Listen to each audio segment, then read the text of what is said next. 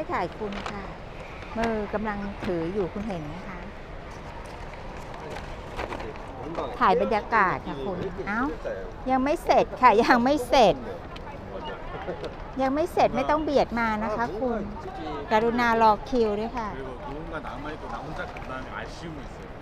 ถ่ายอะไรคะคุณไม่ได้ถ่ายคุณค่ะ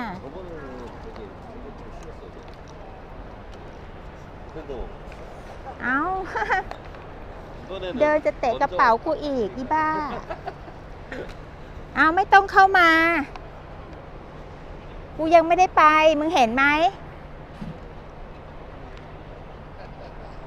ศอกเข่าเลยนะมึงอ่ะฟังภาษาไทยไม่ออกนะค่ะคนเกาหลีฟังภาษาไทยไม่ออกค่ะ